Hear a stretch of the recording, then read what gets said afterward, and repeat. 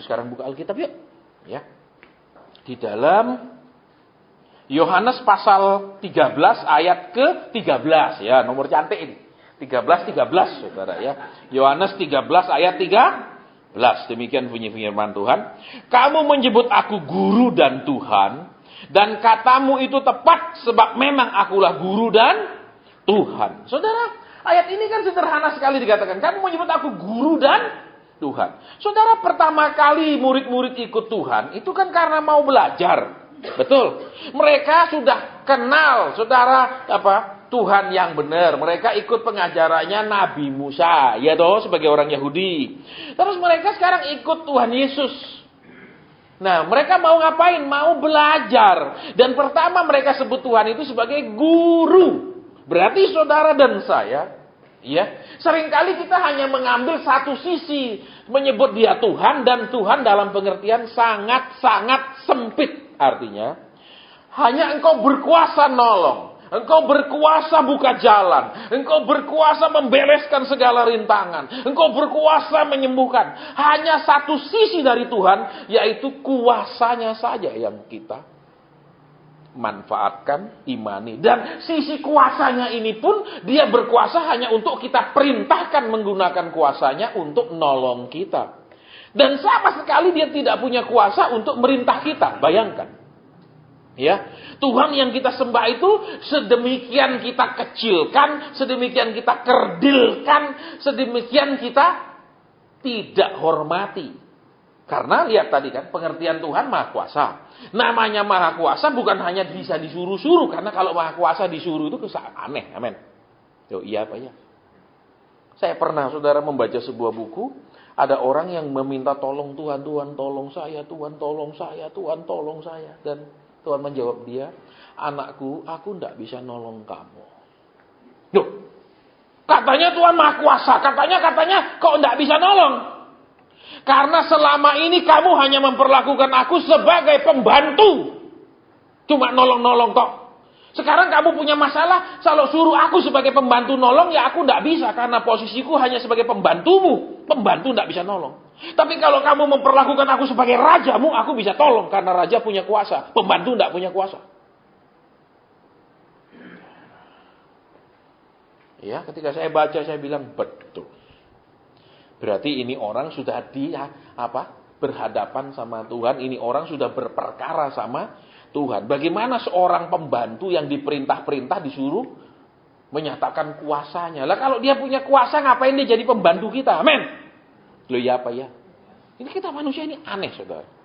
Ya, manusia ini aneh. Kenapa? Karena ular Alkitab bilang itu sudah dihancurkan kepalanya. Nek kepala sudah rusak, saudara. Orang kepala rusak cuma karena stroke pun, saudara lihat. Ini begini jalannya, gini, tidak karu-karuan, betul. Itu baru sarafnya tok rusak, amin. Apalagi hancur, betul? Betul apa ya? Saudara. Makanya Alkitab bilang di dunia ini cuma ada 2 keturunan. 1 keturunan perempuan itu, 2 keturunan ular. Loh, ya apa ya? Keturunan yang lain tidak ada tengah-tengahnya, saudara. Ya, jadi saya tidak bilang kita keturunan ular, bukan, saudara. Cuman bilang di Alkitab bilang cuma 2. Gitu lah. Sekarang kita kembali ke sini, menyebut aku guru. Nah, lihat, saudara. Guru kan tugasnya mentransfer ilmu pengetahuan, betul. Bukan hanya mentransfer ilmu pengetahuan berbentuk teori, tapi juga mentransfer pengetahuan berbentuk kemampuan yang dipraktekkan. Iya apa ya? Iya apa ya? Kalau di sekolah kan begitu, ya. Ada pelajaran geografi, itu pelajaran teori, ya toh. Nek pelajaran olahraga banyak praktek, amin. Iya apa ya? Nah, sekarang kembali ke sini dulu. Menyebut aku guru berarti Saudara dan saya tidak bisa sampai menyebut Tuhan itu benar-benar Tuhan kalau saudara dan saya tidak mau menjadi murid yang bisa diajar dan mau belajar.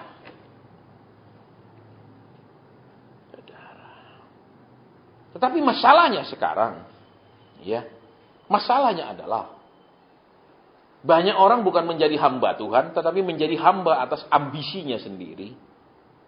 Menjadi hamba atas keinginannya sendiri, menjadi hamba atas ketamakannya sendiri, sehingga mereka berkhotbah untuk menyenangkan orang, bukan menyenangkan Tuhan. Sehingga saudara-saudara, puji Tuhan, saudara yang hadir malam hari ini, Tuhan memperhatikan. Walaupun engkau lelah bekerja seharian, engkau masih mempunyai waktu untuk Tuhan. Tuhan memperhitungkannya. Itu semua omong kosong. Itu semua omong kosong. Saya bilang semua omong kosong. Kenapa? Saudara rajin sekolah, dulu rajin, tidak pernah absen. Ya, absen di presensinya itu 100%. Tapi nek semesteran nilainya ancur-ancuran, tetap aja tidak naik. Betul, tidak bisa bilang guru rajin. Terus semesteran hancur semua nilainya. Naik kelas, enggak. Dan saya tidak suka muji-muji orang. Itu kelemahan saya. Ya, karena kalau kita memuji itu bisa berarti menjilat. Ya, dan itu menjilat itu berbahaya. Saudara, baik. Sekarang kembali menyebut aku guru. Lah kalau sebut guru, berarti begitu kita menyebut dia guru, artinya aku menempatkan diri sebagai apa? Maha guru, amin. Betul?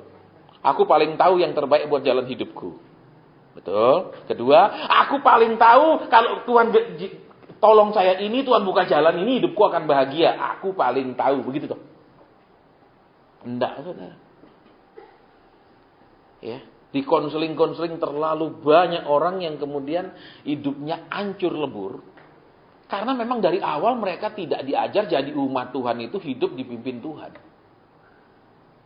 Rasanya saya pernah sampaikan kepada saudara, ya, dari zaman Abraham pun pernah ngungsi ke Mesir, betul? Jadi dari Mesir ke Israel itu, dari Mesir ke Israel, Israel ke Mesir itu dari zaman dulu sudah ada jalan. Dari zaman kuno, buktinya Yusuf dibawa ke Mesir, orang yang jual dia tahu arah ke Mesir itu kemana, dari Kanaan, tahu, tidak tersesat. Saudara, dan ilmu pengetahuan membuktikan zaman dulu itu ada 3 jalan kuno, 3 pilihan jalan kalau mau bolak-balik Mesir, Kanaan, Kanaan, Mesir. Dan waktu Tuhan memimpin umat Israel, tidak ada satu jalan pun yang 3 jalan yang sudah biasa dilalui manusia, itu yang Tuhan pakai. Tuhan bikinkan dia jalan sendiri. Jadi, saudara dan saya ini tidak usah misalnya kalau kerja ikut-ikutan orang. Kerja ini sukses, ikut. Kayaknya ikut. Betul? Betul? Semua kita ikut-ikutan tren. Tuhan tidak membawa orang Israel melewati 3 jalan yang biasa sudah dilalui sejak zaman kuno. Sebelum Adam dan sebelum Abraham. Bukan saya. Tapi dia buatkan jalan baru. Jadi hidup saudara dan saya ini tidak usah ikut-ikutan jalan orang lain. Tidak ada kesuksesan yang bisa ditiru, saudara. Yang ada kegagalan yang bisa didapat. Banyak orang kerja gini, rame-rame gini. Ini rame-rame, yang belakang babak belur. Saya ingat, saudara. Ya, satu keluarga yang sama besannya akhirnya perang besar, saudara. Tidak bicara bermusuhan. Ya, sampai ke menantu. Gara-gara si besan ini menawarkan, dia ikut sukses, saudara. Ya, beli apa namanya? Itu loh, pokoknya yang aneh-aneh itu. Ya, naruh uang sekian, nanti 8 bulan lagi jadi sekian. 8 bulan lagi jadi sekian, itu loh. Pertama dia ikut memang cepat dapat. Dia bermaksud baik hati ngomong sama besannya. Lah besannya lihat bukti toh. Loh iya, uangnya akeh. Ikut dia memasukkan uangnya sekian miliar. Ternyata begitu dia masukkan uangnya, perusahaan itu bangkrut. Jadi besan ini sakit hati sampai hari ini, saudara. Akibatnya apa? Ya juga memusuhi anak itu, menantunya sendiri. Kenapa? Lo mamamu dulu gini, sampai aku rugi sekian puluh miliar ikut. Nah itu. Nggak usah ikut. Wah kalau kesana habis ditumpangi tangan, pulang masalahnya beres. Betul? Melok ke situ, betul? Gombal, saudara. Saya ngurusi yang gitu-gitu enggak sedikit. Tapi saya tanya, loh, katanya ikut di situ ada begini percepatan. Kok saya itu enggak ngerti Pak, kok saya enggak dapat? Ya memang enggak dapat, goblok.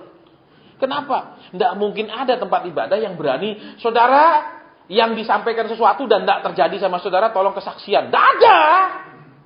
Betul, enggak dikasih. Yang dikasih saudara yang sukses. Kalau saya ngomong sama 10.000 orang, pasti ada 1-2 yang benar toh. Betul, menurut teori kemungkinan. Ya toh? 1-2 orang, tapi sisanya yang 9.998 itu kemana? Tak boleh naik mimbar itu. Amin.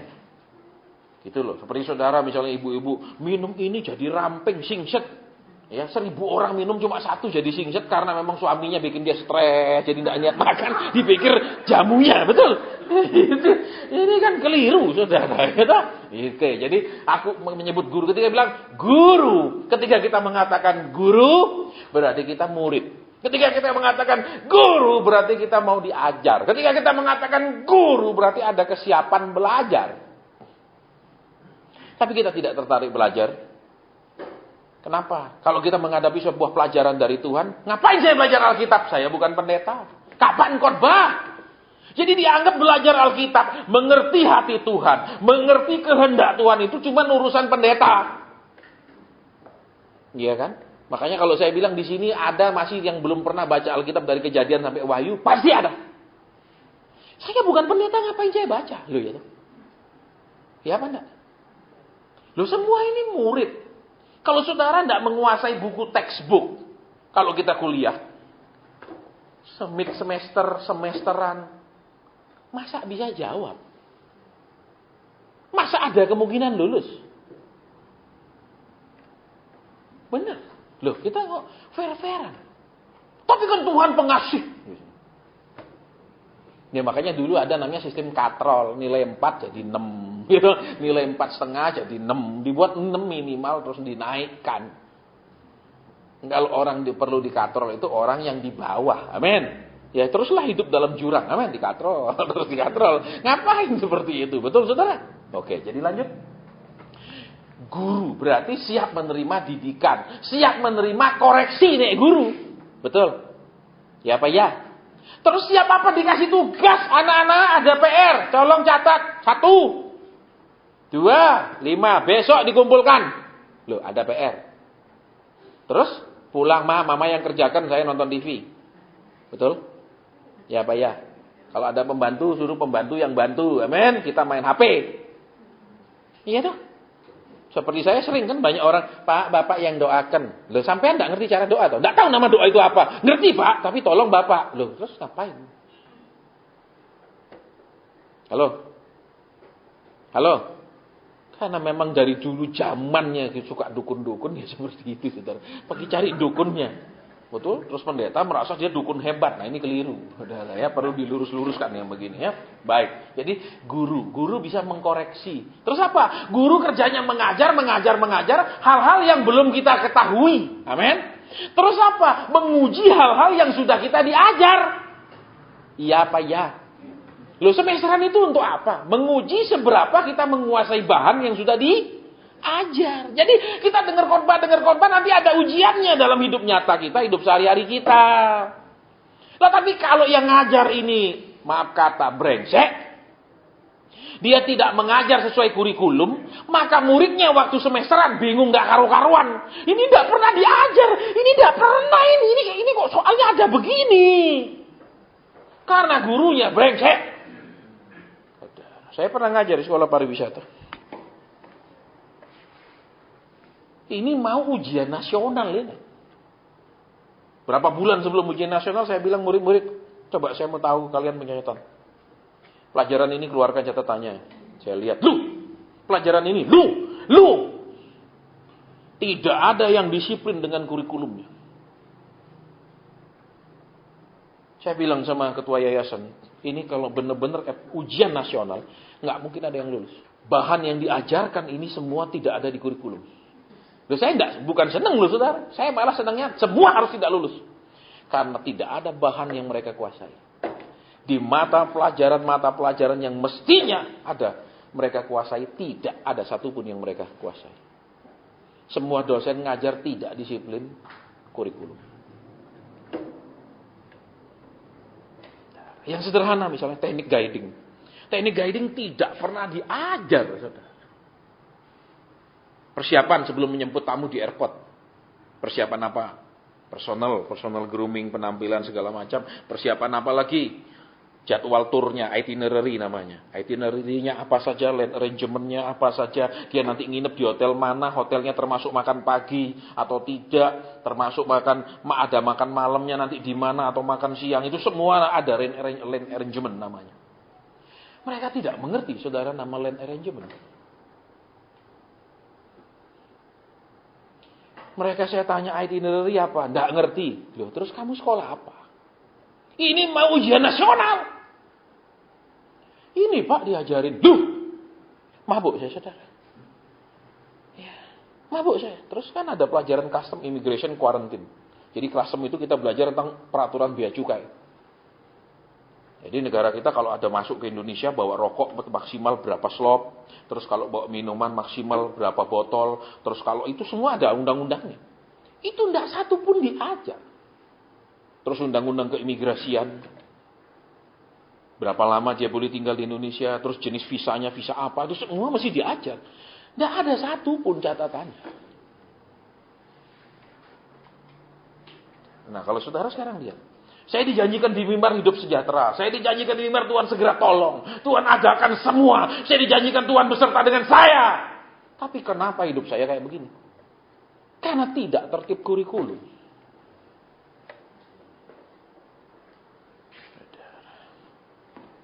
Tidak tertib kurikulum. Saya waktu ngajar sering berurusan dengan kota yayasan. Sekolah perhotelan rambut gondrong. Lu mau jadi apa di hotel? Jadi tukang palak. Iya, saya peringatkan. Besok di pelajaran saya, rambut sudah rapi. Besok masih gondrong. Saya bawa gunting. Saya habisin di sini. Kalau udah di depan pendek sekali, mana bisa panjang? Belakangnya. Betul. Kalau belakang dipendekin sini bisa masih panjang.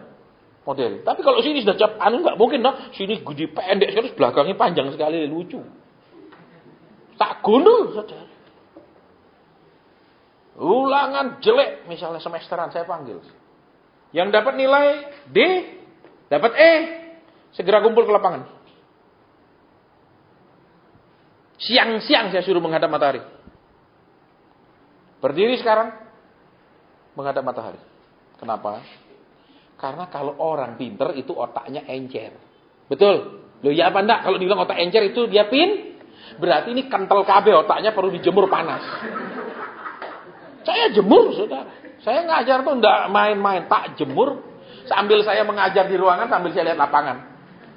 Yang saya jemur. Begitu sudah pucet. Karena kan jam 12 siang nih. Sudah, yang itu saya keluar. Duduk. Karena sudah pucet. Daripada pingsan anak orang. Saya enggak ampun, saudara. Kenapa? Daripada kamu besok di industri enggak diterima, kamu besok di wawancara, di tes enggak ada kemampuan, kamu jadi pengangguran, tak siksa di sini. Tapi kamu keluar jadi orang. Jadi saya gitu.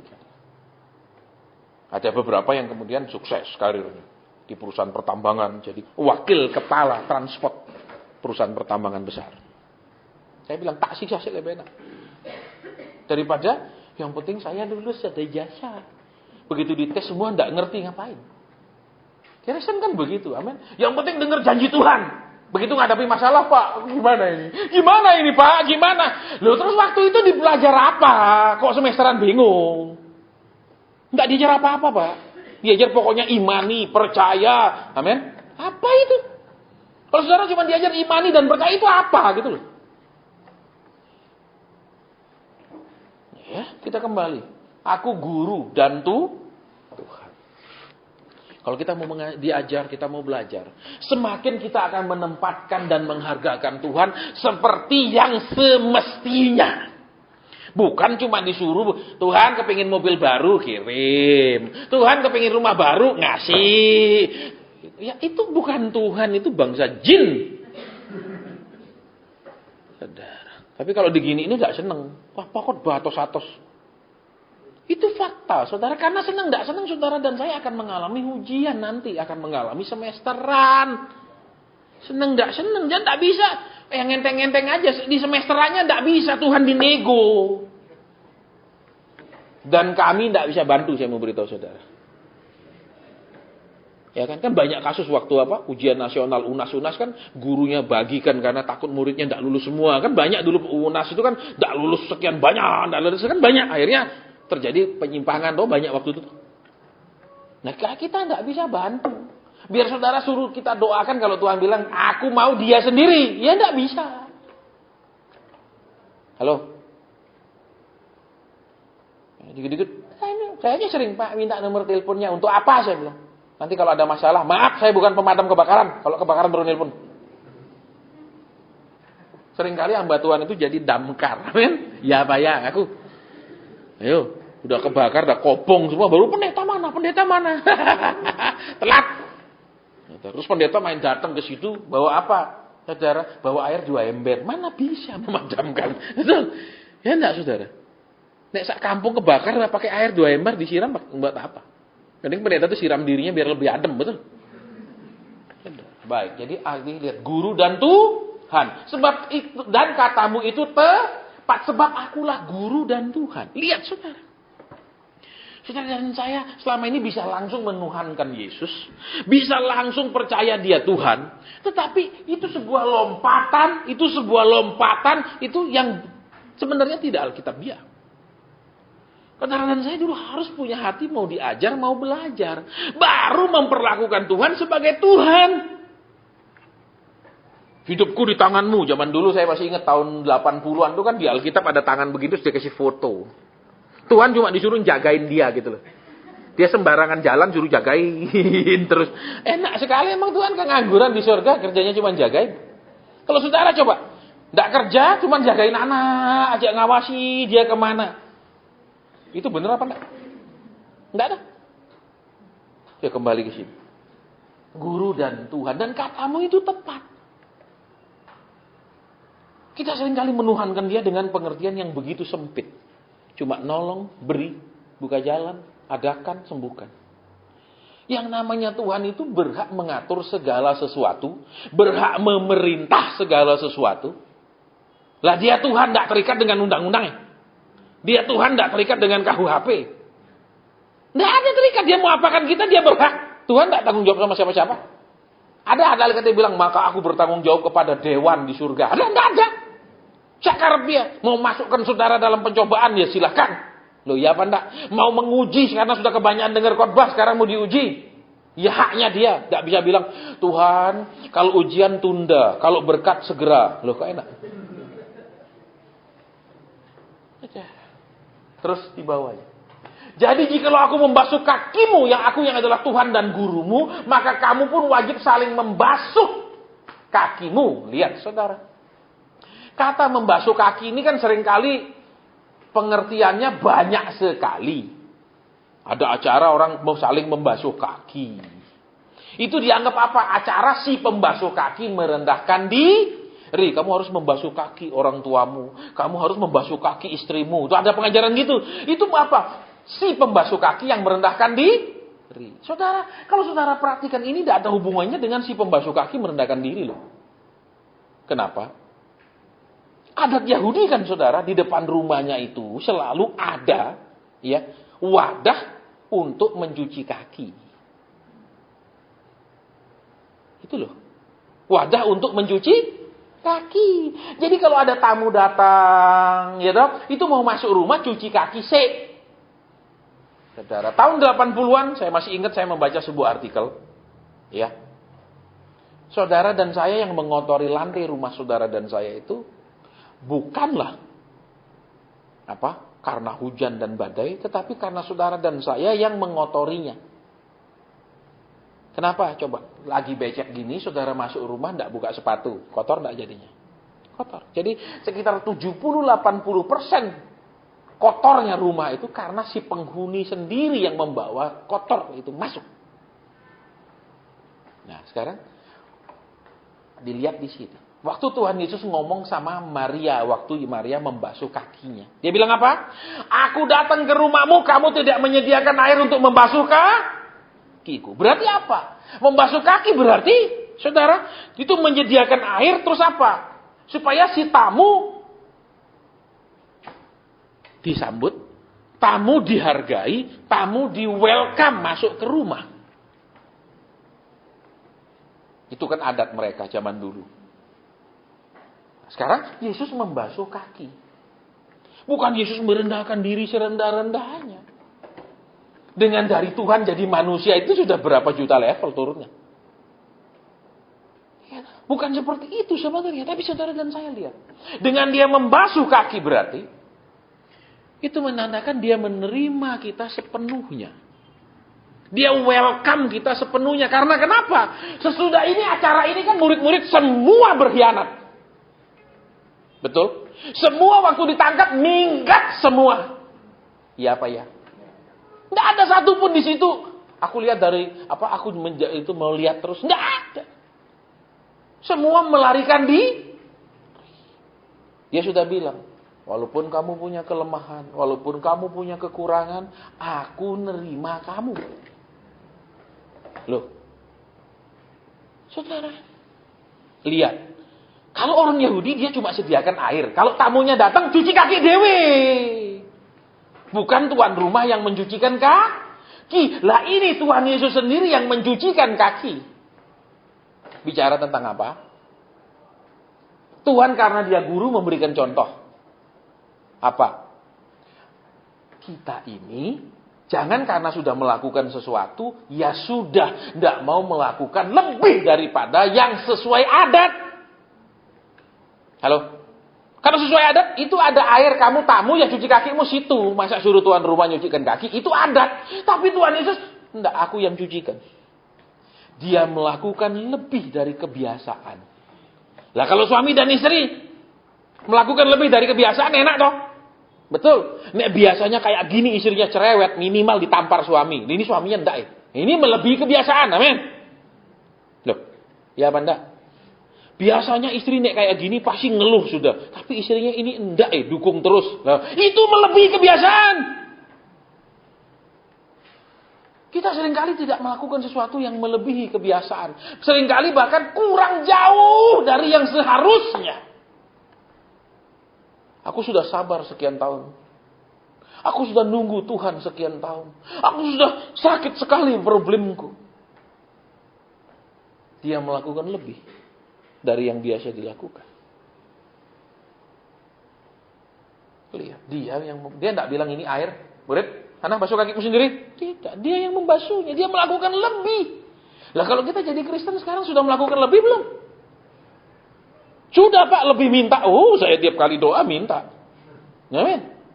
Terus tiap kali doa ngeluh, Tuhan, kok gini lah ini. Ada. Kita lihat.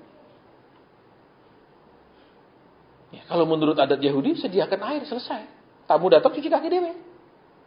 Ini tidak, dia yang mencucinya. Sejarah berarti apa? Jangan ikut ukuran standarnya adat, standarnya kebiasaan, komunitas, masyarakat, budaya. Lakukan lebih. Halo? Halo? Standar kita firman.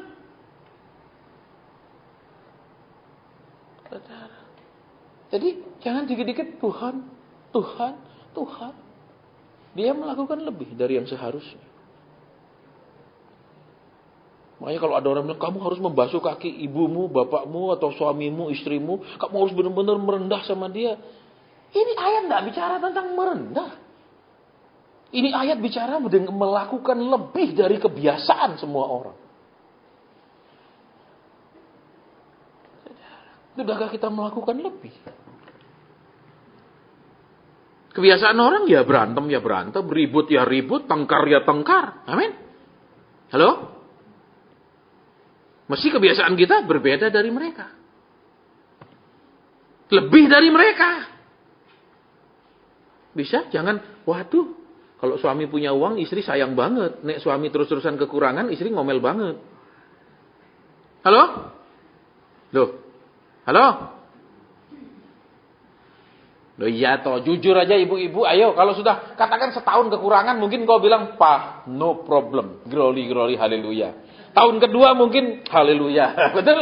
Ya, tahun ketiga, tahun keempat, tahun kelima, masih bisa ngomong yang sama? Bisa jadi, Pak, ayolah mikir Pak, ayolah coba kerjaan Pak, ayolah apa, wah segala sesuatu, koyok terus, amin. Yesus melakukan lebih dari yang biasa semua orang lakukan. Adakah kita standarnya sekarang orang lain atau Tuhan Yesus? Dia bilang, aku di sini apa? Aku telah memberikan teladan kepadamu. Teladan apa? Melakukan lebih. Halo, sebagai istri? Ya sudah, saya sudah siapkan makanan. Sudah. Tuh makan, Pak. Kamu dulu bujangan cuma makan mie instan tok kok. Syukur tak masak-masaki. Melakukan lebih misalnya, mah. Kok kalau kamu masak ini kurang enak ya? Syukur aku mau masak.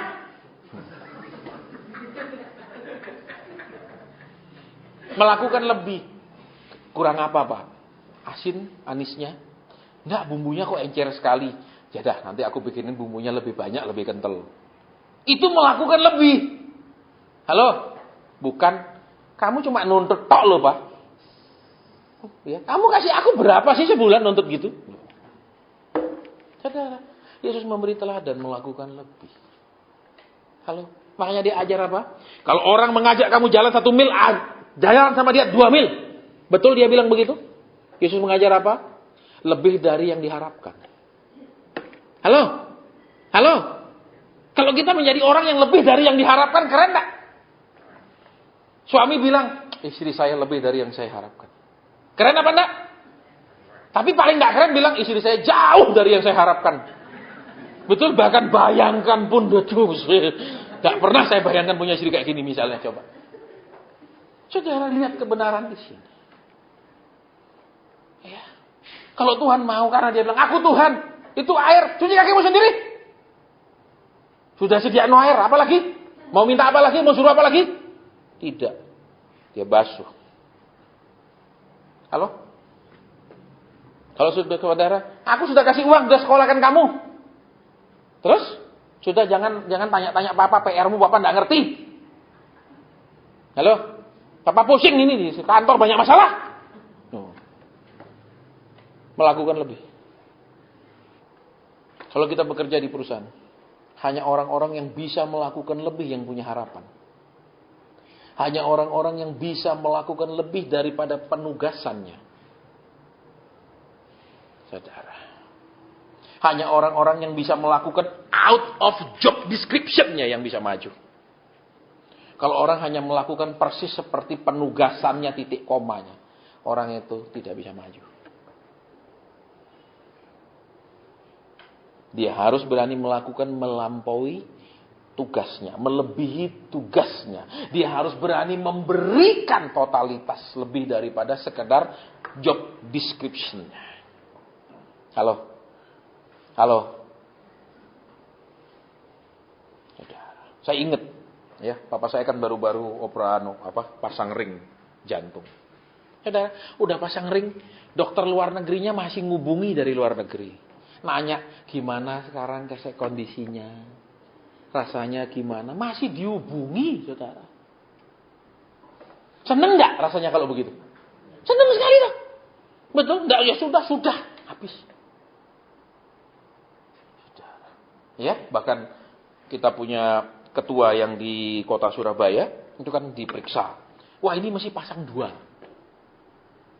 ring katanya. Terus dia berangkat ke luar negeri. Sampai sana diperiksa semua, nggak usah. Ini cuma penyumbatan 30%, ngapain dipasang? Disuruh pasang aja.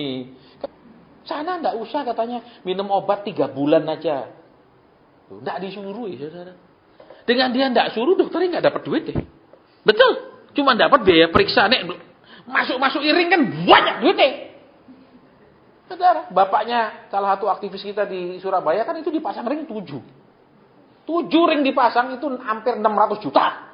7 biji. Saudara, jadi 1 biji itu lebih daripada berlian 1 karat. Ya, jadi dia periksa total semua, enggak ini 30% tok ojok. Jadi kenapa enggak? Ayo wis pasang lebih api. Saudara. Itu kenapa? Karena biayanya luar biasa. Bayangkan, dan ring itu kan tidak bisa kalau mau meninggal dicabuti dijual lagi, tidak bisa. Betul, dijual 10.000 tidak bisa, itu sudah selesai, dibawa mati ya 600 juta di badannya. Ya, betul, kasihan itu saudara. Oke, kita nggak bahas itu tapi kembali sini. Ya, kamu pun wajib saling membasuh artinya kamu wajib saling membasuh. Berarti apa? Kalau orang sudah berbuat lebih kepada kita, kita pasti berbuat lebih kepada dia. Coba, istrimu sudah lebih tidak sabarnya terhadap engkau. Jujur. Halo?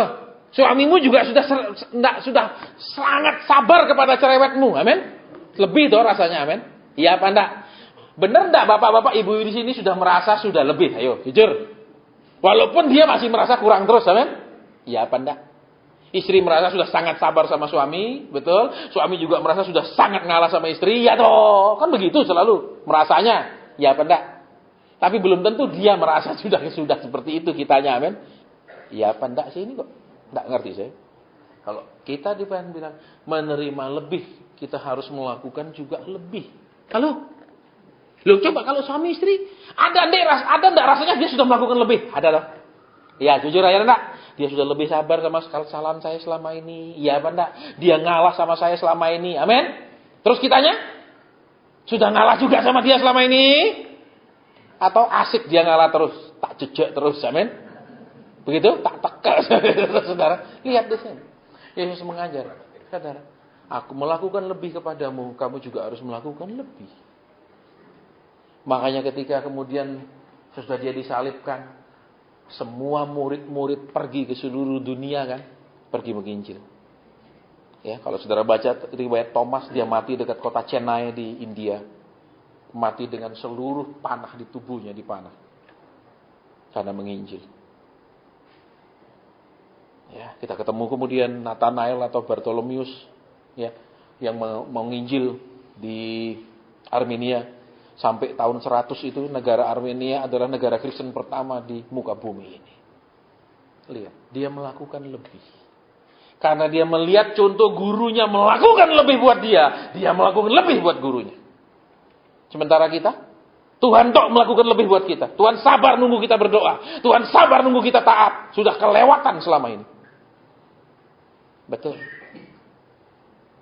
Terus selama ini kita punya iman, tidak tumbuh-tumbuh, santai terus berdoa, ya toh? Berdoa tidak punya ketekunan, terusan. Kita tidak pernah memberikan lebih, tapi nuntut tok lebih selama ini. Udah. Lihat kebenaran di sini. Aku telah memberikan kamu teladan supaya kamu berbuat seperti yang telah kuperbuat. Halo. Saudara dan saya kalau tidak dirubah pola pikirnya, tidak dirubah hatinya, kita tidak akan benar-benar bisa merasakan kita manusia yang sangat dicintai Tuhan. Karena kita akan mengukurnya dengan materi. Kita akan mengukurnya dengan kenyamanan hidup. Kita akan mengukurnya dengan berkat-berkat. Kita akan mengukurnya dengan jawaban-jawaban doa. Kalau kita tidak berubah. Tapi kalau kita berubah, kita akan mengerti dia membawa kita ke dalam persoalan seperti ini untuk merubah kita. Dia mendidik kita dengan beban seperti ini untuk membuat kita terlatih. Kita akan bisa bersyukur walaupun itu sakit. Karena kita mengerti. Aku telah melakukannya supaya kamu juga berbuat yang sama.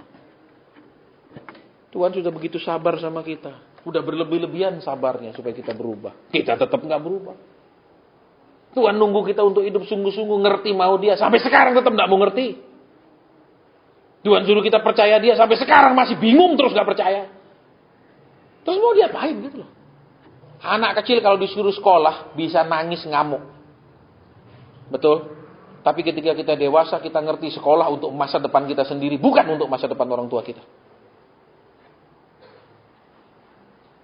Orang dewasa bisa mengerti beberapa langkah ke depan. Anak kecil hanya mengerti satu langkah ke depan.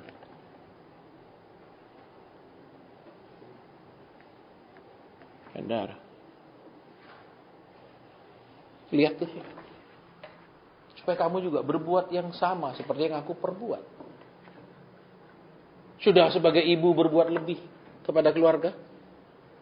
Saya rasa sudah, Pak. Menurut ukuran siapa? Yesus melakukannya melebihi ukuran semua orang Yahudi di zamannya. Karena di zaman itu tiap di depan rumah ada diisi tempat wadah untuk air, tamu datang cuci kaki.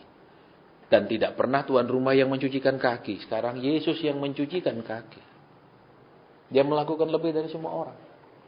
Ukuran kita bukan orang yang lebih jahat, lebih buruk dari kita. Ukuran kita Kristus. Sudah begitu banyak Tuhan mengerti kita. Kita tidak mau ngerti. Betul.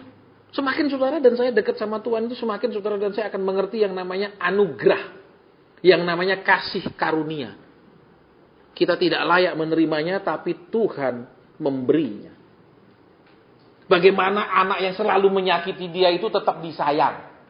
Kita tidak layak. Mestinya anak yang selalu menyakiti dia itu digepok. Bagaimana anak yang selalu melawan itu tetap dia mau tuntun.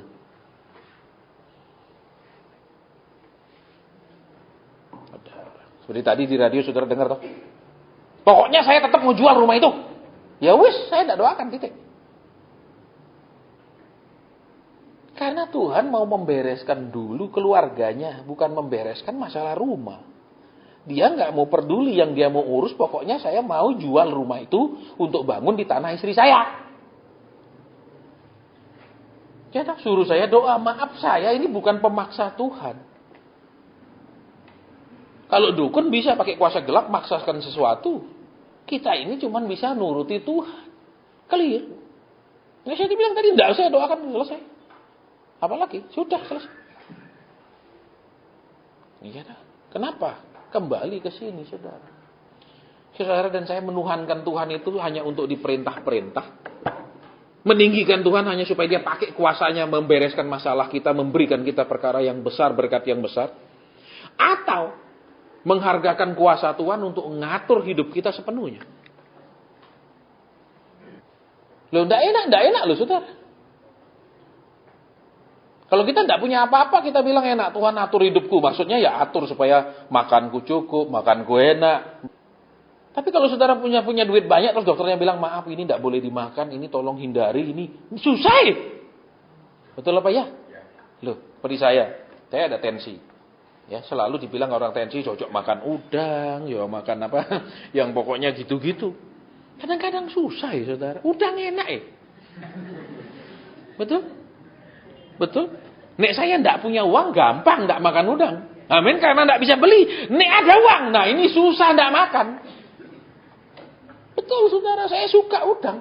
Udang goreng apalagi renyah sekali. Wih, tambah renyah itu, tambah digoreng. Kalau supaya renyah itu kan ada rahasianya. Digoreng dengan api kecil lama, dia kering sekali, tapi minyak tok. Itu enak saudara. Sekarang kita mau periksa. Tuhan sudah segitu sabar nunggu kita untuk mendekat. Kita tidak mau benar-benar dekat. Dekatnya cuma waktu kepepet. Itu pun begitu dekat waktu kepepet, dekatnya pun bolong-bolong. Datangnya pun seringkali ya kadang datang kadang enggak. Butuh pun sombong. Kepepet pun nangkuh. Wih, itu luar biasa. Tingkat kesombongannya dahsyat. Sama Tuhan itu berani main-main. Berani meremehkan. Banyak orang saudara sering tanya saya, Pak Hasan, apa kehendak Tuhan? Begitu diberitahu, betul. Tidak usah tanya kalau tidak mengerti resikonya. Saudara pikir terus nanya Tuhan, minta petunjuk, terus dia jawab, terus kita mengambil jalan lain, itu tidak ada resiko kemudian. Memang tidak langsung beberapa bulan terjadi resiko. Tetapi beberapa tahun kemudian pasti.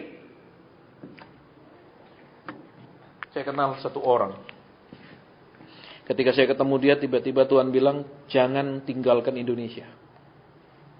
Saya tidak tahu saudara, ternyata dia sedang mengurus permanen residen di negara lain. Saya tidak tahu, dia tidak pernah cerita sama saya. Saya cuma dapat, Tuhan bilang jangan. Saya bilang, Bapak hamba Tuhan kedua yang bilang. Waktu itu saya di Singapura, dia bilang, ada hamba Tuhan lain ngomong. Nah, kalau sudah dua, sudah toh. Nekat tetap pindah. Bahkan bersaksi. Saya merasa Tuhan campur tangan. Biasanya orang ngurus permanen residen susah sekali. Saya langsung keluar. Tuhan campur tangan. Ya, saya diam aja dengar kesaksian gitu. Sakarepmu. Tidak usah sakit hati ketika orang melawan. Tunggu nanti. Waktu berjalan. Sekarang cuman sakit hati tok. Cuma luka batin tok. Tuhan bilang gak usah. Gampang orang mau jadi permanent resident negara manapun, nek dia transfer dananya ke negara itu sekian besar, itu gampang. Betul, tapi kita tidak punya duit mau masuk sana ngurusi visa, tidak bisa sering. Ya, mana rekeningnya sih 3 bulan, nek rekeningnya tidak naik-naik tidak boleh. Nek rekeningnya tidak cukup itu untuk kehidupan standar, itu kan ada hitungannya. Kalau ke Eropa itu minimal kita punya berapa, itu ada semua standarnya. Merasa Tuhan buat mujizat. Adakah Tuhan membuat mujizat kalau saudara melawan? Itu berarti yang bikin mujizat setan. Supaya saudara tambah nyemplung. Ada lagi saudara. Waktu saya di Belanda. Saya ketemu, saya bilang, maaf Tuhan bilang pulang Indonesia. Tempatmu bukan di sini. Tempatmu di Indonesia. Waduh Pak, saya baru beli restoran Pak. Saudara saya buka di sini sukses. Jadi saya juga pindah sini dan beli buka restoran juga. Hasilnya kokut total. Pulang. Waktu jalan di rumah kakinya patah di sini. Mati-mati dia bilang, Tuhan Pak saya percaya Tuhan buat mujizat. Saya percaya. Saudara harus bisa membedakan maumu sendiri yang kau harapkan untuk terjadi dengan petunjuk pimpinan Tuhan. Kalau mau saudara dan saya, Tuhan tidak wajib buat mujizat. Tapi kalau pimpinan Tuhan, Tuhan harus buat mujizat karena dia tanggung jawab. Lihat orang Israel. Sekalipun mereka melawan terus 40 tahun di padang gurun, mana tiap hari tetap turun. Amin. Tanggung jawab. Haus, Tuhan belah gunung batu. Loh. Tanggung jawab. Tapi kalau kita jalan sendiri, Tuhan tanggung jawab. Loh, kok enak. Ya, ketika dihubungi saya, dia telepon, saya sekarang di Jakarta. Oh, saya bilang, oh kenapa? Dari dulu kayak kau pulang, masih banyak uangmu. Kenapa sudah habis semua baru pulang? Ini kisah nyata. Banyaknya mereka itu apa? Tidak bisa membedakan antara iman yang timbul dari pendengaran janji Tuhan ngomong begini terus mereka imani dengan mereka menginginkan sesuatu dan mengimaninya. Itu beda. Iman sama obsesi itu sama sekali langit dan bumi pisahnya. Saya imani, pokoknya saya imani. Itu langit bumi saudara. Bisa? Saya masih ingat saya punya batu empedu. Sakitnya minta ampun. Saya pikir dulu sakit mah, saya minum obat mah terus. Tak sembuh-sembuh. Terus dokter spesialis dalamnya, itu juga anak Tuhan, saya ke sana. Lu pasien, ya udah. Coba dia bilang, "Bapak periksa semua, bilirubin apa-apa periksa semua." Ya, terus dia datang, "Loh, ini enggak apa-apa semua ini. Enggak apa-apa ini, enggak ada infeksi, enggak ada apa semua. Coba USG," katanya. USG, lu ketemu batu empedu akeh. Nek batu berlian puji Tuhan saudara dikeluarkan.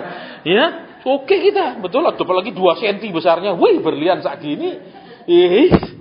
Saudara. Terus saya, Tuhan, sakit Tuhan. Ini operasi apa gimana Tuhan? Saya tanya, operasi atau gimana Tuhan? Nek kalau bisa Tuhan, enggak usah dioperasi karena kan ada nanti dibolongi 3 biji. Lubang dibolongi 3 tuh nek sekarang operasi. Kalau dulu kan dibedah robek besar 3. Enggak enak Tuhan. Nek saya pergi berenang bolong-bolong gini kok enggak keren. Gitu loh. Ya. Terus saya doa Tuhan bilang, "Itu urusanku." Amin. Yes. Haleluya, urusanmu. Tambah hari tambah sakit. Waduh. Satu hari sampai saudara saya tidak bisa tidur itu lebih dari 24 jam. Karena sakitnya jadi jalan tuh gini.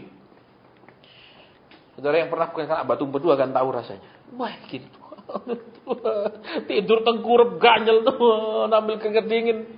Tuhan, Engkau bilang urusanmu, tapi yang sakit aku. Kan bukan Engkau yang sakit aku ini. Tuhan. Terus saya ketemu teman di Jakarta, dia bilang, "Oh, Andi ke tempatku ya." Tempatku. Ya sudah, saya bilang, "Ayo datang." Terus dia tidak ngomong apapun, dia ambil darah saya 6 tetes. Terus ini yang 3 dikeringkan, yang 3 tetap dibuat lembab. Terus masukkan di di mikroskop, terus ditampilkan di layar. Dia langsung ngomong, "Maaf ya kok, kalau lihat dari pengeringan darahnya ini kolesterolnya tinggi. Terus kalau lihat dari lingkaran di sini, ini ada batu empedu." Duh, kok tahu semua saudara? Dari darah tok yang sekian tetes tahu semua. Langsung ini, terus yang sebelah sini kok. Ini loh kok bener semua. Padahal saya meriksanya di laboratorium itu 1,5 juta lebih. Tiga anu itu diambil untuk periksa. Cuma 6 tetes tok, tahu semua persis. Ini gini. Terus ini batu empedunya tak keluar no ya. Loh, wih hebat dalam hati saya, gombal dalam hati. Mana bisa dikeluarkan, saya tahu walaupun saya tidak dokter. Saya itu dari kantung empedu itu keluar ke usus itu kecil sekali lubangnya. Mana bisa barang 2 sentian jebol keluar. Dia bilang nanti gini, ini saya kasih ini nanti diminum tiap hari, lupa saya berapa tetes tok. Ini diminum tetes gitu, berapa tetes tok kayak vaksin itu. Terus nanti hari ke-10 gini ya. Ya saya nurut aja ya wis lah. Karena saya jadi yakin karena dari 6 tetes itu semuanya dia tahu. Ini kayak gini. Jadi hasil lab yang 1.600.000 itu semua sama. Dengan 6 tetes. Nyesel saya saudara, ngapain saya pergi lab banyak gini diambil. Tiga anu itu loh diambil. Sedot lagi segini banyak. Padahal ini cuma tik terus ini begini. Cocok kabeh. Waduh saya bilang nyesel aku. Ya, saudara itu tak pakai diambil. Ini enggak pakai sakit-sakit. Waktu itu maaf, perawatnya enggak ketemu. Tusuk terus sudah kurang. Enggak pas itu saudara waktu dia tusuk. Loh, sakit Saudara. Ini kisah nyata. Kan ada yang pinter, cek langsung. Ini cek, sih enggak mau bunyi. Agak kiri, agak kanan. Saudara, ya, walaupun saya hamba Tuhan tetap bisa rasa sakit. Enggak bilang haleluya, enggak sakit sih, sakit. Ya. Dan kemudian saudara itu enggak sakit lagi. Beberapa tahun kemudian sakit lagi. Terus saya pergi USG lagi, berganti saudara, dari yang dulunya gede-gede sekarang kecil-kecil. Rupanya itu keluar semua. Kenapa? Karena waktu USG lagi, ukuran waktu diperiksa itu sudah beda semua. Dan jumlahnya sudah tidak seperti yang dulu. Kalau yang dulu dokternya bilang, ini Pak, ini yang paling besar 2 cm. Terus adik-adiknya yang sebesar kacang hijau itu ratusan. Betul. Aduh, ratusan saudara, yang besar kacang hijau. Itu. Terus dia bilang obatnya cuma 2 ini. Pilihannya 1 operasi, 1 minum Urdafak. Saya bilang minum obat tadi dok daripada operasi. Saya beli obatnya di apotek, saya baca. Waduh, kontraindikasinya welek 1 botak. Waduh, botak. Ditulis sana botak, terus kulit jadi macam-macam. Waduh, Enggak saya minum. Sudah beli banyak lagi saudara, karena kan itu minumnya lama sekali untuk menghancurkan batu empedu. Makanya saya ingat nama obatnya. Lah masa botak ganteng ini. Ya saudara. Jangan membuat matahari malu terbit. Kenapa yang di bawah lebih kilat? Ini bikin mendung terus. Nanti yang lebih kinclong di bawah. Ini kisah nyata. Terus saya bilang, oh ternyata maksudnya itu urusan Tuhan. Ya memang diurus Tuhan. Berhenti itu waktu itu terus sakit. Tapi waktu terus dokternya juga ngomong, maaf ya Pak, kalau sudah banyak batu empedu, berarti di liver itu sudah banyak juga. Walaupun ini nanti dikeluarkan, itu nanti yang dari liver turun. Dan benar berapa tahun kemudian ada lagi isinya. Oh berarti benar. Gitu. Jangan terus saudara percaya begitu Pak saya batu empedu, persembahan. Nah itu salah. Ya itu salah. Periksa perpuluhanmu. Loh, kok ada hubungannya periksa perpuluhan? Coba saudara sekarang pergi dokter, dia bilang periksa perpuluhan. Ini dokter normal apa gila? Bisa enggak periksa perpuluhan di lab? Bawa surat pengantar, periksa perpuluhan. Diperiksa gini, di labnya bingung. Mungkin dipegang, ini panas apa enggak? Betul? Ini hang orang ini, betul? Baik, jadi kembali ke sini. Yuk. Tuhan sudah melakukan lebih. Tuhan bilang kamu juga harus melakukan yang sama. Tuhan ngampuni kita dulu, kita bejaknya, jahatnya. Dia bilang sudah aku ampuni, kamu tetap anakku. Kita sekarang nurut enggak? Kita sekarang bisa balik mengasihi enggak? Dia bilang aku sudah melakukan buat kamu. Kiranya kamu juga melakukannya. Saudara, cinta itu kan aneh. Kenapa? Dia membutuhkan balasan. Betul apa ya? Loh, bapak-bapak, ibu-ibu ini, coba, kenapa kita nikah? Karena waktu kita bilang cinta, dia juga bilang cinta toh? Iya apa enggak, bapak-bapak, ibu-ibu? Kalau dia bilang, ya kamu cinta aku, tapi sorry aku enggak cinta kamu. Jadi nikah? Enggak. Karena cinta itu butuh balasan. Loh, Tuhan mencintai kita, mengasihi kita, kita balas enggak? Mumpung dia cinta saya tak kuras. Nah ini, ya toh, minta ini, minta itu, katanya anakmu, katanya aku berharga di matanya, katanya Tuhan bilang, nah ini tipe matre gini ya, men. Kalau saudara ketemu orang matre gitu, baik apa enggak? Baik apa enggak? Pacaran dikuras, pacarnya baik apa enggak? Minta beli no ini itu, baik apa enggak? Saudara mau nih punya anak laki dikuras sama pacarnya? Tiba-tiba tabungannya habis, semua habis, itu kasih pacarnya mau? Enggak dong. Tapi kita sama Tuhan nguras tok kerjanya, minta. Tuhan bilang suruh taat, tak bisa, minta tok cangkemnya. Ayo, sekarang kita mau belajar kebenaran di sini. Dan dia melakukan lebih dari semua orang di Israel zaman itu. Semua orang hanya menyediakan air, tamu cuci kaki sendiri, tapi dia yang mencucikan kaki. Dengan kalau kita masuk rumah, kita mencuci kaki lebih dulu, berarti kita tidak membawa sampah kotoran ke rumah yang kita masuki. Betul? Seperti kalau kita masuk kan, kita buka sepatu, taruh sandal di luar. Supaya tidak bawa kotoran. Ada tanah, pasir, dan lain.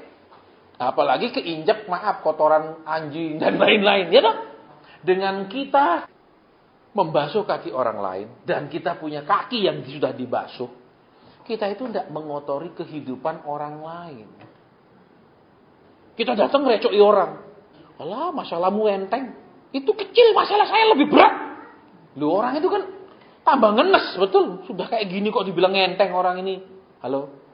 Itu ngerecoki orang, nyusahno orang lebih. Kita membawa sampah lebih. Nah, banyak suami istri membawa sampah ke pasangannya. Membawa kecewanya, membawa marahnya, membawa macam-macamnya kepada pasangannya. Kakinya perlu dibasuh. Siapa yang melakukannya? Tuhan. Coba kalau kita jadi pasangan yang keren. Wah, mantap. Amin. Setiap istrimu tidur di sebelahmu, dia bilang, Bapak terima kasih buat berkat yang terbesar. Jangan dia bilang, Bapak, apa dosaku? Sedemikian besarkah dosaku, Tuhan? Coba nih suami istri kayak gitu, wah dunia ini luar biasa. Amin. Anak-anak lihat, wah ternyata pernikahan itu indah. Betul, jangan dia lihat, aduh ngeri ya, besok gede ndak wis. Lihat mama nangis tok. Seperti ini. Lihat papa ngamuan tok. Waduh. Kaki yang dibasuh. Masuk ke dalam hidup orang lain, kita tidak ngancurkan, ngotori, ngerusak. Kita tidak membawa sampah ke kehidupan orang lain. Coba suami istri, yang masih ada suami, masih ada istri. Kan bukankah kita sering membawa sampah ke dalam hidup pasangan kita? Dengan kasarnya kita, marahnya kita, tuntutan kita, mau menang sendirinya kita. Kita perlu dibersihkan. Yuk kembali. Ayat di bawahnya. Ayat 16. Aku berkata kepadamu, sesungguhnya seorang hamba tidak lebih tinggi daripada tuannya. Ataupun seorang utusan tidak lebih dari yang mengutusnya. Jadi jikalau kamu tahu semua itu, maka berbahagialah kamu. Sampai situ saja. Maksudnya saudara dan saya tetap diingatkan. Habis dia ngomong tentang murid, dia tetap mengingatkan saudara dan saya harus punya sikap dan hati hamba. Kerjanya terima perintah dan pekerjaan. Halo? Terima tugas. Bukan terima upah tok. Saudara, waktunya saudara tidak bisa tidak lakukan firman upah. Minta jawaban, minta tolong. Jasanya apa sama Tuhan minta tolong tiap hari? Kalau kita bilang doa orang benar besar kuasanya. Orang-orang yang mentaati Tuhan doanya berkuasa. Orang-orang yang hidupnya mau diatur oleh Tuhan, perkataannya itu penuh kuasa. Coba saudara perhatikan, seperti Nabi Elia. Pertama kali Tuhan berurusan dengan dia disuruh apa?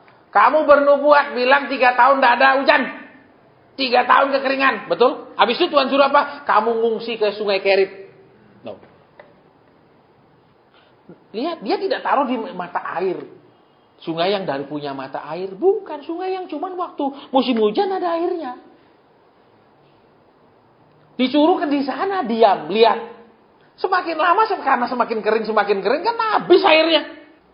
Dan anehnya saudara, Tuhan tidak bilang sama Elia, nanti kalau airnya sudah mulai nyusut, cepat pindah. Tidak. Sampai kering baru pindah. Loh, ini bicara tentang ketaatan, bicara tentang iman, bicara tentang penyerahan. Kalau kita, tak pikir sini, cari jalan keluar, amen. Ya apa ya? Sering Tuhan menaruh kita di posisi seperti itu. Posisi sungai Kerit. Ketaatan. Walaupun perintahnya rasanya kok tidak masuk akal, aneh. Perintahnya itu tidak bikin kita sejahtera. Perintah itu tidak menjamin hidup kita rasanya. Loh kan Tuhan, kalau sekarang Elianya berpikiran seperti kita ini yang terlalu banyak pakai otak. Tuhan, engkau suruh aku bernubuat tidak ada hujan. Betul? 3 tahun. Terus kau taruh aku di sungai yang cuma akan ada air waktu hujan. Yang benar dong. Berarti kau mau bunuh aku toh pelan-pelan.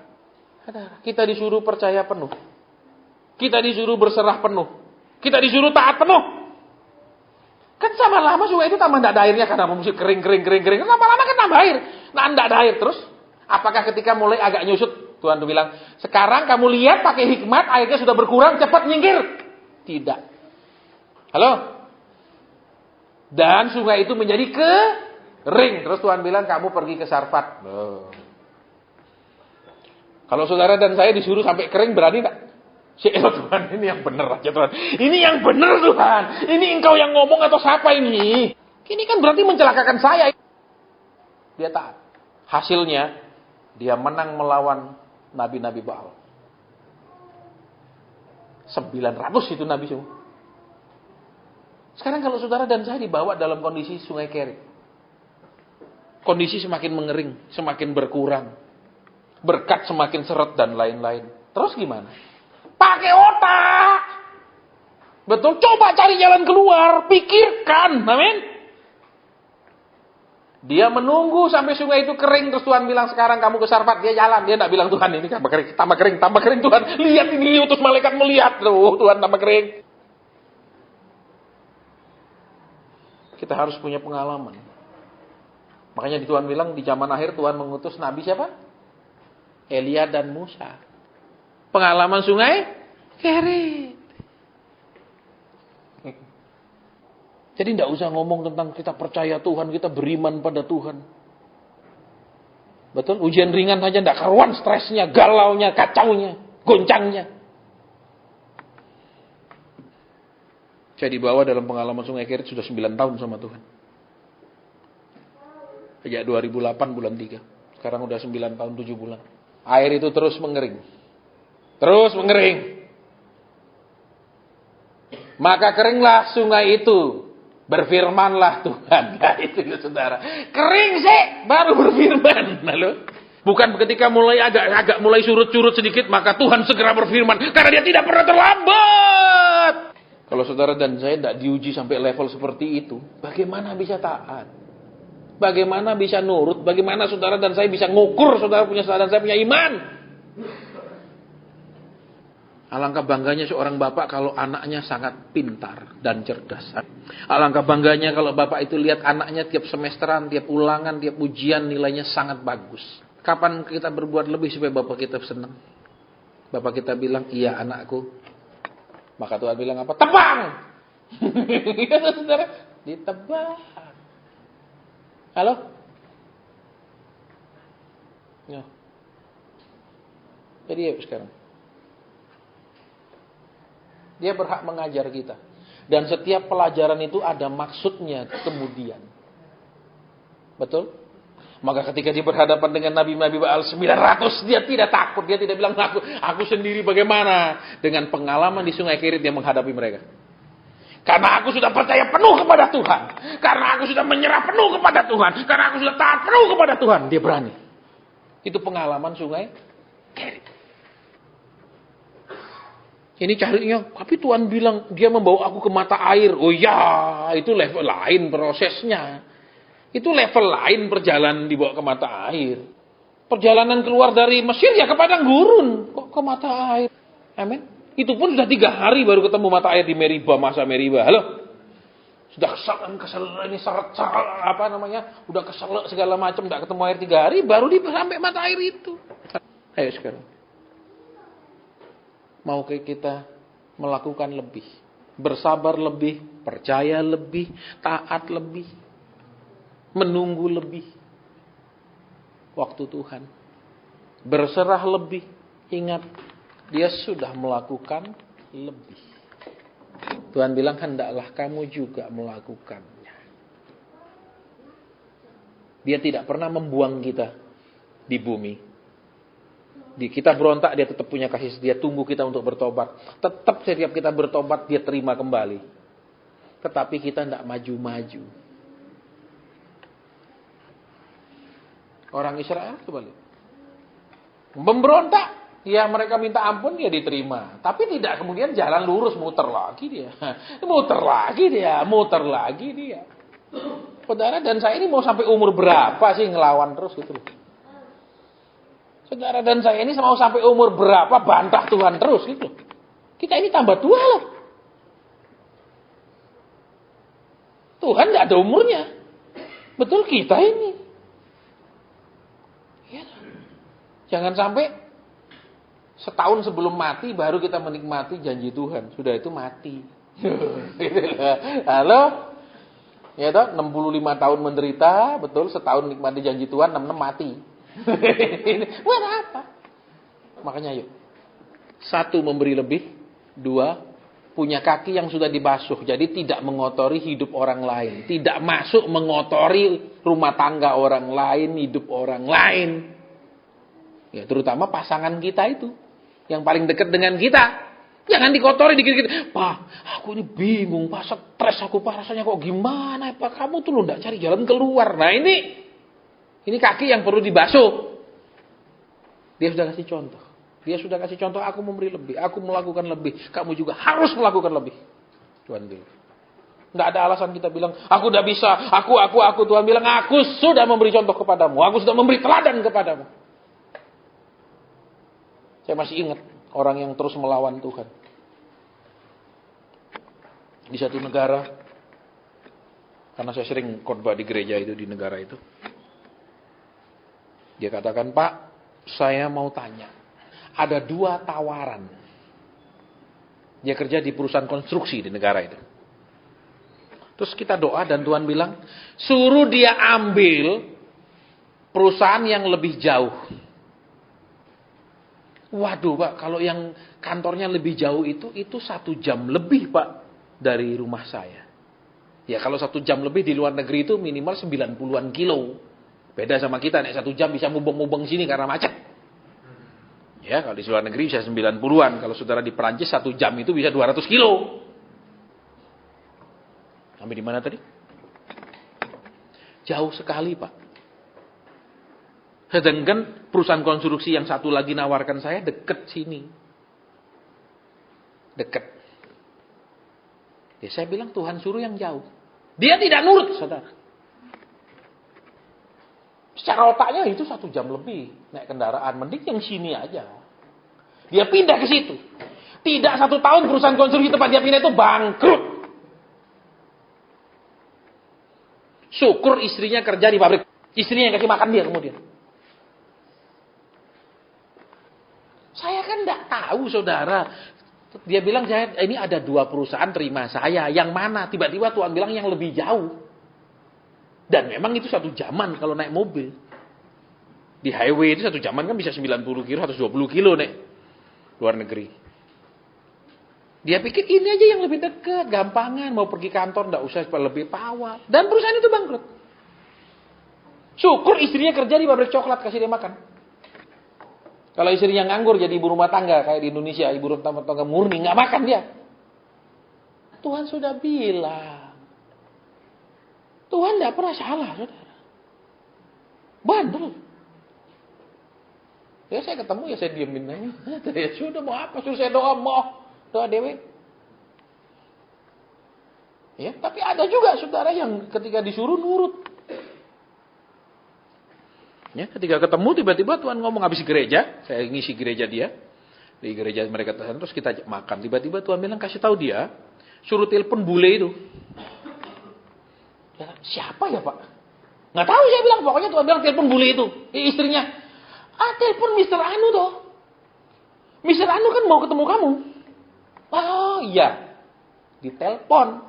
Ternyata bule itu perusahaan pengekspor sapi ke Indonesia sampai ke Timur Tengah.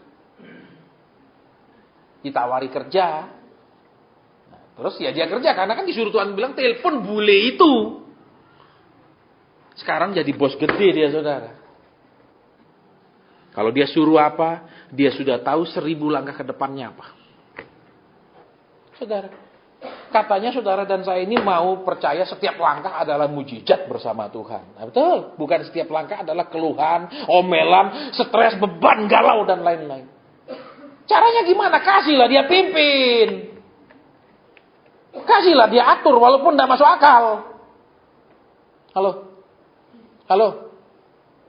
Saudara? Yang 9. Saya pernah. Belasan tahun lalu, saya cerita sama teman-teman Tuhan, saya diundang ke kota Anu pelayanan. Hah? Nggak usah. Waduh Pak, jangan. Kenapa? Orang kota itu ngedit Pak. Orang kota itu, waduh tidak ada yang enak ngomongin hamba-hamba Tuhan itu. Ada yang bahkan tiket kita pun tidak balik Pak. Saya bilang, saya pergi pelayanan tidak peduli. Dikasih duit, tidak dikasih duit, tidak urusan. Karena ini ngomong, ini ngomong, gini, pokok rata-rata gini, ojo Pak. Saya bilang, aku tidak peduli. Kasih ya baik, tidak kasih tidak apa-apa. Aku ini dipekerjakan Tuhan. Aku terima gaji dari Tuhan. Hamba Tuhan kok terima gaji dari manusia, keliru. Itu payrollnya keliru. Saudara tahu kalau kerja itu ada nama payroll? Kok payrollnya terdaftar di manusia? Saya pergi, saudara. Coba Tuhan tidak peduli.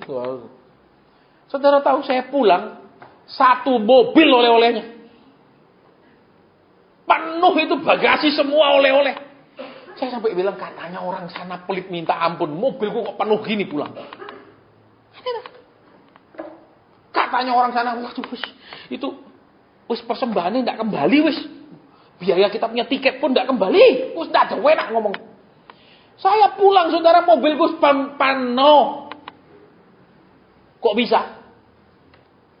Kok sekian banyak hamba Tuhan pengalamannya berbeda? Payrollnya berbeda. Slip gajinya dari mana? Saya ngalamin. Jangan, pokoknya berapa orang yang saya bilang saya mau ke sana, jangan. Tidak ada yang positif, saudara. Itu pernah diundang ke sana Pak Asen. Waduh katanya. Itu bayar tiketnya pun tidak nyocok Pak Asen. Saya kalau cerita ini kisah nyata saya tidak tambah-tambah. Jadi pokoknya negatif aja. Saya bilang tidak masalah. Saya pergi ke sana pokoknya saya pelayanan. Titik pikirannya saya pelayanan. Tuhan mempekerjakan saya digaji Tuhan titik. Ngapain saya pusing? Ya tidak kasih saya Tuhan malu nih mempekerjakan saya gratis. Buktinya kerja 1 jam dikasih kok. Pekerja yang 1 jam dikasih enggak? Tuhan bilang, udah hitung-hitungan cuma 1 jam tok kok. Begitu? Enggak. Sejam aja dikasih. Apalagi saya berhari-hari.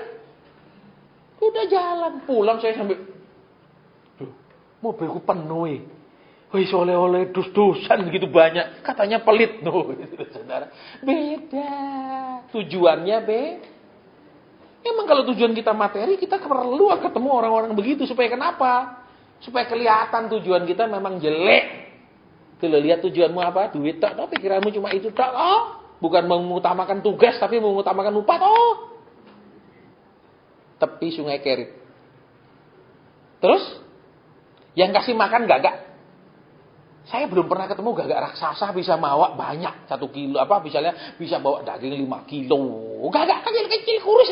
Kok tahu aku sering nembak gagak? Saudara, ya kalau saya bawa pulang diamuk sama ibu saya. Apa yang gini? Karena kan ada kepercayaan gagak itu nek ada suara ada berarti kematian. Nah, saya enggak peduli. Pakai tembak cetuar. Seneng saya, saudara.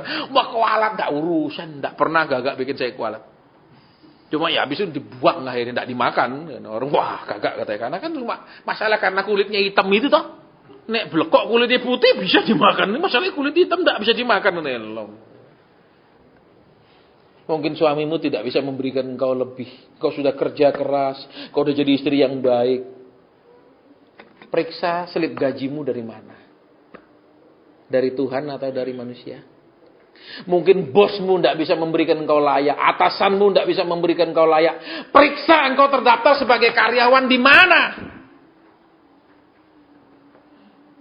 Saya bekerja di sini, secara real manusia saya di sini, tapi saya punya payroll daftarnya di Tuhan, gitu loh. Susah prakteknya. Kenapa? Melawan logika. Melawan kebiasaan berpikir manusia lama.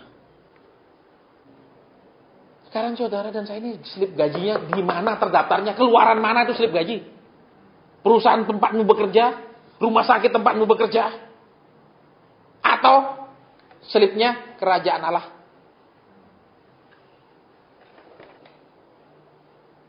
Tempat tidak menentukan saudara dan saya diberkati. Abraham memilih tempat kelas 2. Lot tempatnya kelas 1. Tapi Lot keluar miskin melarat tinggal di gua. Abraham kaya raya. Bukan tempat yang menentukan, tapi sikap hati dan penempatan diri yang menentukan. Jadi, percaya Tuhan ngalami mujizat. Ngalami mujizat semakin percaya Tuhan. Semakin percaya Tuhan makin ngalami mujizat. Makin ngalami mujizat makin percaya.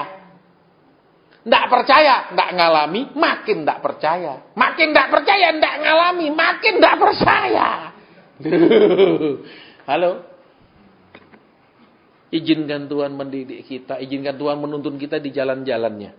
Dan sepanjang jalan itu saudara dan saya mengalami pemeliharaan yang luar biasa. Sudah, selesai. Kita doa. Kalau ada pernyataan saya sampaikan, nek ndak ada kita bubar dan budal. Sudah hamba sampaikan. Kiranya kami diberi kerinduan, kekuatan, kemampuan, memberi lebih, melakukan lebih. Tuhan yang sudah melakukan lebih buat kami. Celikkan mata kami untuk bisa melihat. Lunakkan hati kami untuk bisa mengerti. Jangan kami hanya terus dipenuhi oleh obsesi kami sendiri sehingga buta akan kebaikan Tuhan. Sehingga Tuhan perlu mengatakan, lihatlah, lihatlah untuk menarik perhatian kami. Dalam nama Tuhan Yesus kami berdoa. Bapa, mungkin ada lawatan pribadi. Kalau ada, silakan. Amin. Tidak ada pengumuman lain ya. Kalau sudah selesai dibaca, di belakang ada refreshment ya untuk menyegarkan, ada minuman dan snack, silakan dinikmati. Tuhan memberkati kita semua. Sampai ketemu lagi bulan depan.